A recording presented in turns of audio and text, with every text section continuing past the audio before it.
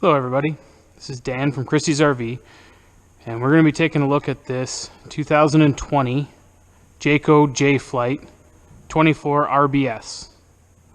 We're going to be going over some of the things that you need to know once you've purchased this unit. So first thing, on the front of the unit, it has an electric tongue jack. So you have your up and down switch. The red button is for your hitch up light. Now on the top of this jack, there's a rubber plug. If for some reason the jack doesn't work, the power, the battery's dead or something like that, you can manually crank this jack. To do that, you'll pull the rubber plug out, and then it comes with the supplied handle, and you can manually crank the jack. Behind that, you have your propane tanks. So to get to them, you just got to lift the cover up and off. So then you have two 30-pound propane cylinders. In the center you have a crossover regulator. So this system is intended to be used with the propane bottles both open. And whichever bottle that this arm is pointing towards is the one that will be drawing propane. Once this tank becomes empty, the sight gauge on the face will go from clear to red. Then it will automatically switch and start drawing propane from the other cylinder. Once you notice that, then you need to just turn the arm to the other side. The sight gauge will go clear, and then you can take the empty bottle off and have it filled. Behind that, you have the battery in a box. Now on the four corners of the trailer, there are stabilizing jacks. It comes with the handle you need to put them down. So the one thing as a note, they are only used to stabilize the trailer. They're not for aid in leveling the unit.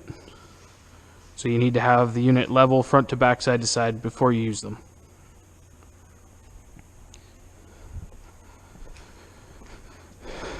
This is your furnace exhaust. This is your fresh water fill. So if you're going to use the onboard holding tank, this is where you're going to add the water to. So you just take the lid off, put your hose in to fill. Once the tank is full, it'll start draining underneath the unit. Now underneath the unit, there's those two white valves. The white valves are the drains for the fresh tank.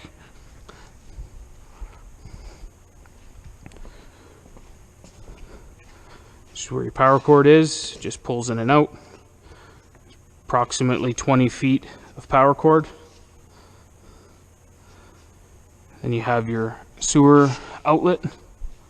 That's where your sewer hose will hook on. And then you have your two valves. You have a gray water and a black water. Black water is the toilet, gray water is the sinks.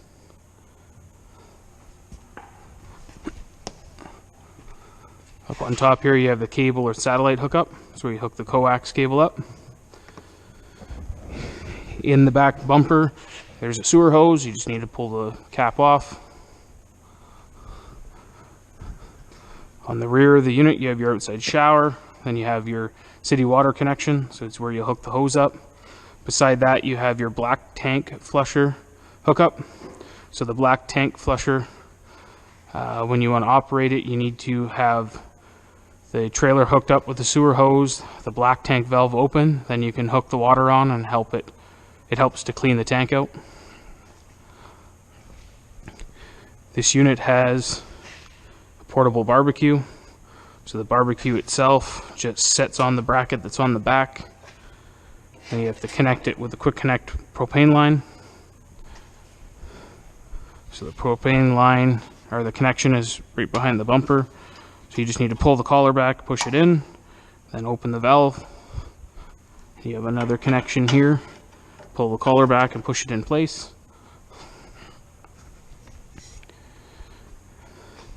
And then to light the unit, you just have to turn the dial on, and then you can light with a lighter through the hole in the bottom.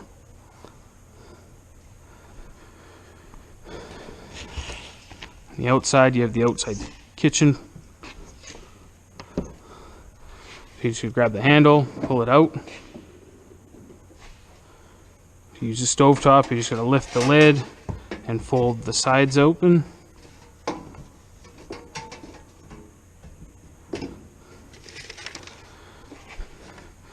Now it as well has a quick connect hose, so there's another connection there, same as the barbecue. And then here there's a connection for the other side. Lock it in place.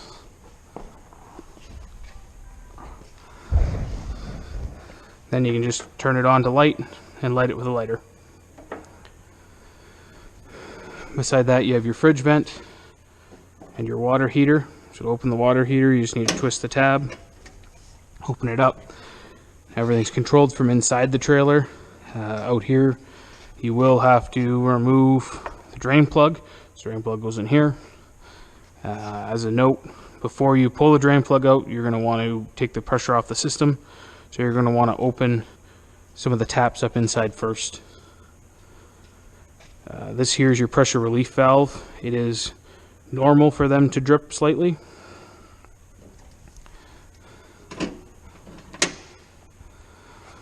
On this side, you have a TV mount, so you could add a TV underneath the awning.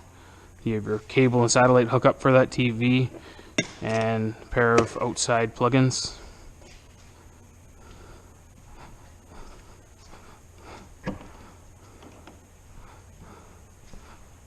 Up here you have your vent for your hood fan. So you just need to push the two tabs to open it up. For when you want to use it. For traveling, you just gotta push the two closed. So the awning itself is controlled from a button here. So inside you have your slide out controls and your awning controls. So to put the awning out, you're just gonna hold the out button.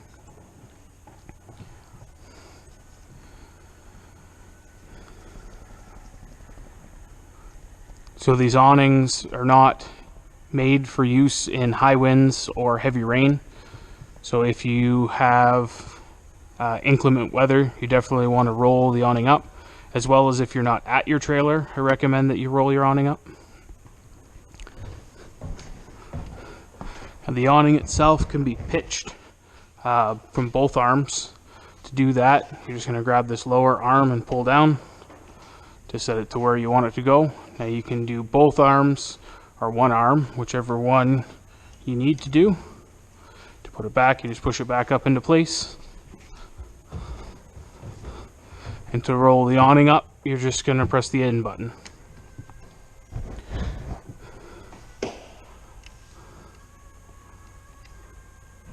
So inside in the control center, you have some of your light switches. On top of that, you have your monitor panel, so you can pick, or you can check your battery level, your fresh tank, black tank, and gray tank. Below that you have your water pump switch, so if you want your water pump on, you're going to flip the switch. Beside that you have your two controls for your water heater. So you either have propane or electric. So for electric, you just flip the switch on. For propane, you flip the switch on, it'll light on its own. If it does not light, this little fault light up in the top corner will illuminate to make you aware that it did not light. Now to open the slideout out, just going to go on the slideout switch, hold the out button, and the room's going to go out on its own.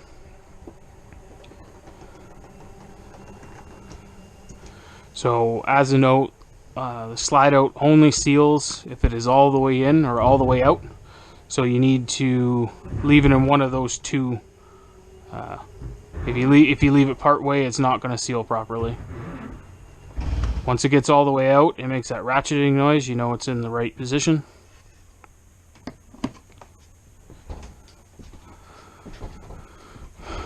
So inside, on top of the stove, you have your hood vent, so you can turn the fan on, or you can turn the light on.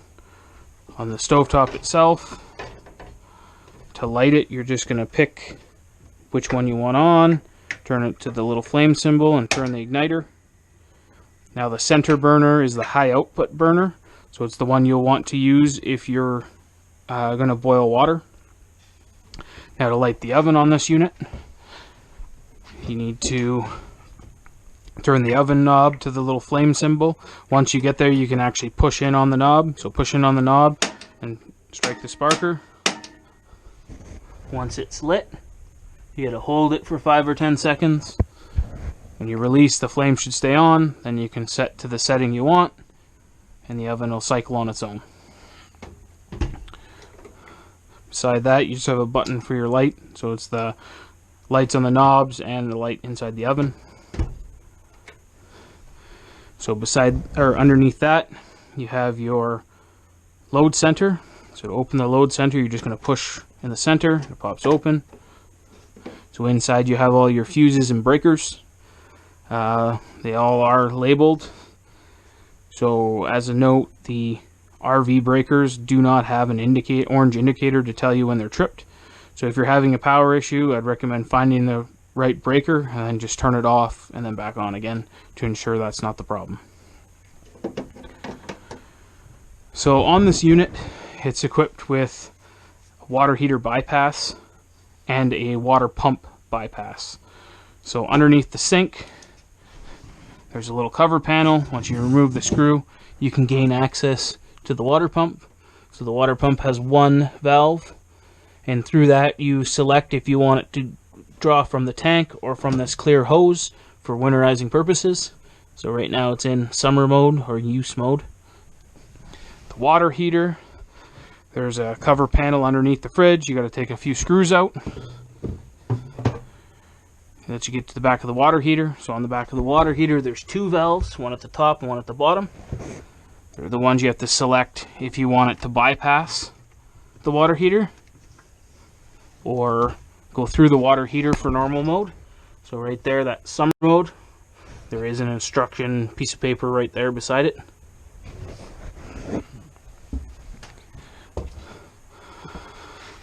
Now for the fridge, to turn the fridge on, you just have to hold the button, it'll come on. Then you have your mode select. So right now we're on A. So A stands for auto. What auto will do is it'll use electricity if it's present. If it isn't, it'll automatically light on propane. And then it'll switch back and forth to electricity if it's there. You can also choose electric only or propane only. And then you have your selection here for what temperature you want it to be. It is the temperature selection for both the fridge and the freezer.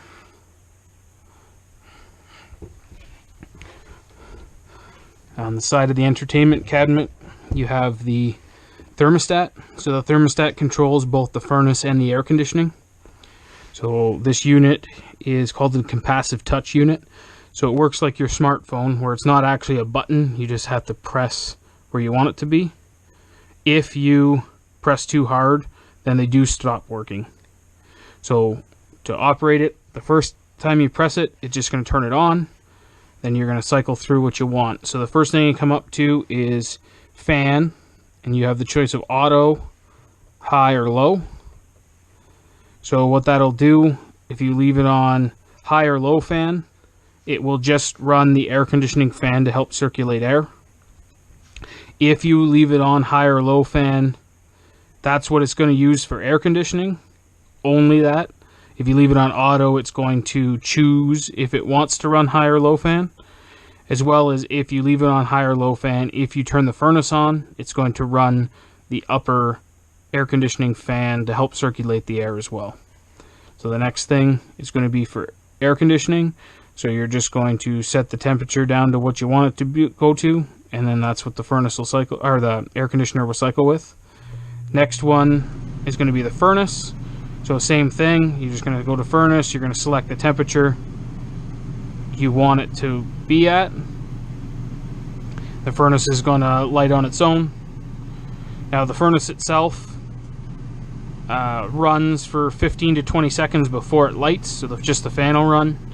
Then once it comes to the temperature you want, or you turn it off, it will run for 15 or 20 seconds without the flame, again as a safety precaution.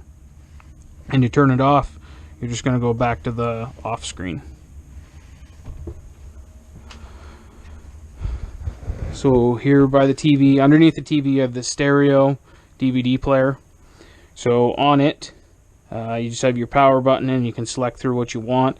Then on the side it has your speaker zones, so you have speaker zone 1 and 2. So the speaker zones are, number 1 is the interior of the trailer, number 2 is the exterior of the trailer. So you just have to select which one you want. You can have inside, outside, or both working at the same time. Now for the television, if you just look down in beside, this is your antenna booster. So if you are going to run off the antenna on the trailer and you want the booster to be on, you just have to push the little green button. Once the green button's on, it's going to run from the antenna even if you have cable hooked up. So if you want it to run from cable, the booster has to be turned off. Then up on top, if you're going to hook up through satellite, you need to, instead of using this bottom port down here, you have to use this top port number A for a satellite dish.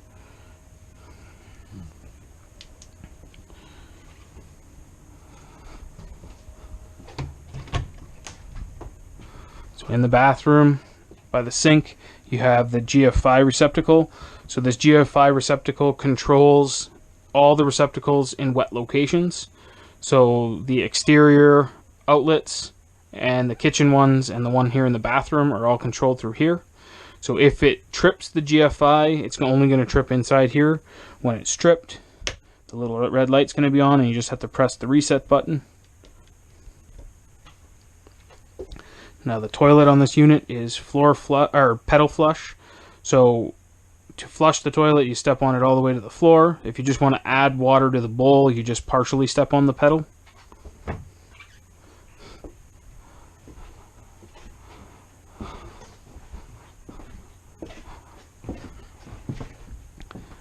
Beside the bed, you have your charge center. So in the charge center, you have 2 USBs and a cigarette style plug.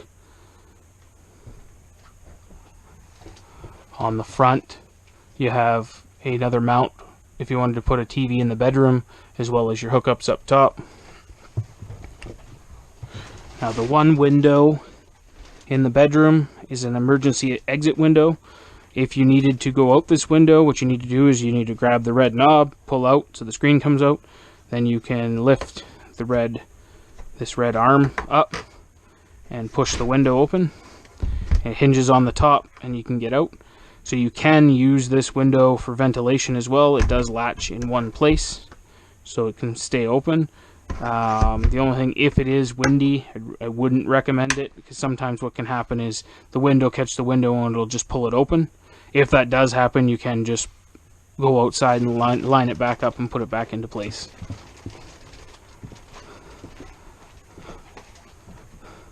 The bed itself just lifts up, has struts that hold it in place. When you want to put it back down, you just got to push it back down. The blinds in the unit are you just have to pull them down or push them up, and they stay in place wherever you stop. Just inside the door here, you have your propane and CO detector. So this is hardwired to the trailer's battery. If it goes off, it will inform you it is either propane it's detecting or carbon monoxide. If the trailer battery starts getting low, this will let out a high-pitched squeal to inform you that it's not going to work properly. So this is a great little unit, and I hope you enjoy it.